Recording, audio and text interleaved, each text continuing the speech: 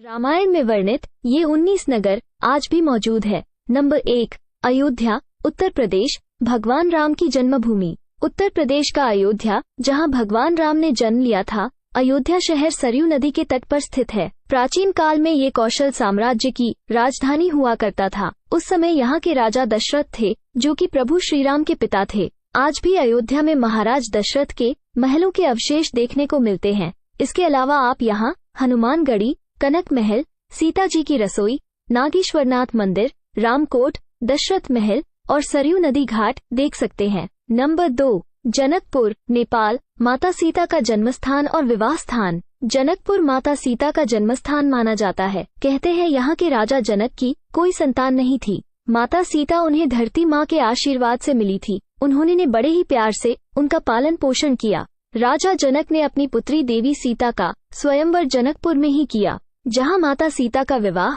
प्रभु श्री राम से हुआ। ये स्थान नेपाल के काठमांडू से लगभग 90 किलोमीटर दूर है। आज भी यहाँ माता सीता के नाम का मंदिर है और उनकी पूजा अर्चना होती है। नंबर 3, प्रयागराज, उत्तर प्रदेश, जहाँ से प्रभु श्री राम ने वनवास शुरू किया। उत्तर प्रदेश का प्रयागराज एक बहुत ही पवित्र नगर माना जाता है, क्योंकि यह वही स्थान है जहाँ से प्रभु श्री राम ने अपने भाई लक्ष्मण और पत्नी देवी सीता के साथ गंगा नदी पार कर अपने वनवास की शुरुआत की थी। ये स्थान 3 पवित्र नदियों का संगम स्थल भी है। यहाँ गंगा, यमुना और सरस्वती तीनों नदियों का संगम होता है, जिस कारण इसकी पवित्रता और अधिक बढ़ जाती है। कहते हैं यहाँ स्नान करने वाले के सारे पाप धुल जाते हैं। नंबर 4, तमसा नदी, अयोध्या से 20 किलोमीटर दूर है तमसा नदी। यहाँ पर प्रभु श्री राम नाव से नदी पार की, इसी कारण यह नदी रामायण में सम्मान पा गई। नंबर 5, श्रृंगवीरपुर तीरथ, प्रयागराज से 20 से 22 किलोमीटर दूर वे श्रृंगवीरपुर पहुँचे,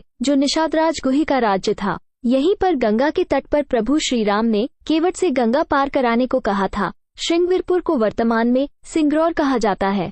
नंबर 6, कुरई गांव, सिंगरौर में गंगा पार कर प्रभु श्री राम सबसे पहले कुरई पहुंचे थे, जहां उन्होंने सबसे पहले विश्राम किया था। कुरई से आगे चलकर प्रभु श्री राम अपने भाई लक्ष्मण और पत्नी देवी सीता सहित प्रयाग पहुंचे थे। प्रयाग को लंबे समय तक इलाहाबाद कहा गया, लेकिन अब फिर यहाँ का नाम बदलकर प्रयागराज हो गया है। नंबर 7, चित्रकूट, प्रभु श्री राम ने प्रयाग संगम के समीप यमुना नदी को पार किया और फिर पहुंच गए चित्रकूट। चित्रकूट वो स्थान है जहां प्रभु श्री राम को मनाने के लिए भरत जी अपनी सेना के साथ पहुंचे थे।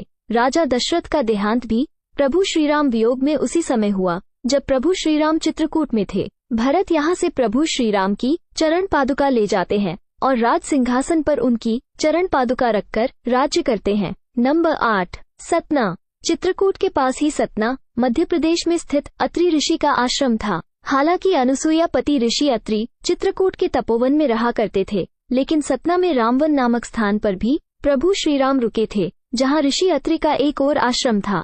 नंबर 9, दंडकारण्य, चित्रकूट से निकलकर प्रभु श्री राम घने वन में पहुंच गए। असल में यही था उनका वनवास। इस वन को उस काल में दंडकारण्य कहा जाता था। मध्य प्रदेश, छत्तीसगढ़ और महाराष्ट्र के कुछ क्षेत्रों को मिलाकर दंडकारण्य था। दंडकारण्य में छत्तीसगढ़, ओडिशा एवं आंध्र प्रदेश राज्यों के अधिकतर हिस्से शामिल हैं। ओडिशा की महानदी के पास से गोदावरी तक दंडकारण्य का क्षेत्र फैला हुआ था। इसी दंडकारण्य का हिस्सा है आंध्र प्रदेश का एक शहर भद्राचलम। गोदावरी नदी के तट पर बसा ये शहर सीता रामचंद्र मंदिर के लिए प्रसिद्ध है। यह मंदिर भद्रगिरी पर्वत पर है। प्रभु श्री राम ने अपने वनवास के दौरान कुछ दिन इस भद्रगिरी पर्वत पर ही बिताए थे। स्थानीय मान्यता के अनुसार दंडकारण्य के आकाश में ही रावण और जटायु का युद्ध हुआ था और जटायु के कुछ अंग दंडकारण्य में आ गिरे थे। दुनिया भर में सिर्फ यहीं पर जटायु का एकमात्र मंदिर है।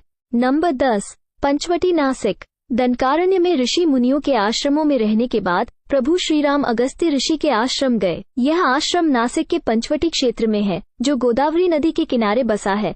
यहीं पर लक्ष्मण जी ने शूर्पणखा की नाक काटी थी। राम लक्ष्मण ने खर एवं दूषण के साथ युद्ध किया था। गिद्धराज जटायु से प्रभु श्री राम की मैत्री भी यहीं हुई थी।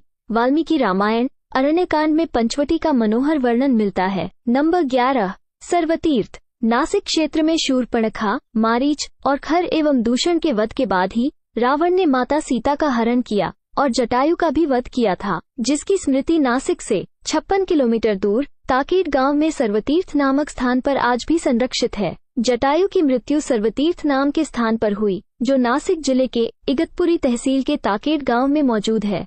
इस स्थान को सर्वतीर्थ इसलिए कहा गया क्योंकि यहीं पर मरणासन जटायु ने माता सीता के बारे में बताया। प्रभु श्रीराम ने यहाँ जटायु का अंतिम संस्कार करके पिता और जटायु का श्राद्ध तर्पण किया था। इसी तीर्थ पर प्रवास के दौरान माता सीता की रक्षा के लिए लक्ष्मण रेखा खींची गई थी। नंबर 12, पर्णशाला। पर्णशाला आंध्र प्रदेश में खम्माम जिले के भद्राचलम में स्थित है। रामाली से लगभग 1 घंटे की दूरी पर स्थित पर्णशाला को पंचाला या पंसाला भी कहते हैं। पर्णशाला गोदावरी नदी के तट पर स्थित है। मान्यता है कि यही वो स्थान है जहां से माता सीता का हरण हुआ था। हालांकि कुछ मानते हैं कि इस स्थान पर रावण ने अपना विमान उतारा था। इस स्थल से ही रावण ने माता सीता को पुष्पक विमान में बिठाया था, यानी माता सीता ने धरती यहाँ छोड़ी थी। यहाँ पर राम सीता का प्राचीन मंदिर है। नंबर 13, तुंगभद्रा। सर्वतीर्थ और पर्णशाला के बाद प्रभु श्रीराम और लक्ष्मण जी माता सीता की खोज में तुंगभद्रा तथा कावेरी नदियों के क्षेत्र में पहुंच गए। तुंगभद्रा एवं कावेरी नदी क्षेत्रों के अनेक स्थलों पर वे माता सीता की खोज में गए। नंबर 14, शबरी का आश्रम। जटायु और कंबद से मिलने के पश्चात प्रभु श्रीराम ऋषमुख पर्वत पहुंचे। रास्ते में वे पंपा नदी के पास शबरी आश्रम भी गए, जो आजकल केरल में स्थित है। शबरी जाति से भीलनी थी और उनका नाम था श्रमणा। पंपा तुंगभद्रा नदी का पुराना नाम है। इसी नदी के किनारे पर हम्पी बसा हुआ है।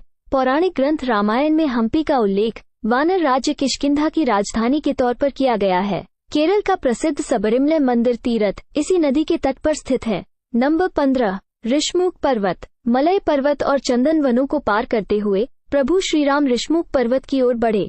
यहाँ उन्होंने हनुमान जी और सुग्रीव से भेंट की, देवी सीता के आभूषणों को देखा और प्रभु श्रीराम ने बाली का वध किया। ऋषमुख पर्वत वाल्मीकि रामायण में वर्णित वानरों की राजधानी किष्किंधा के निकट स्थित था।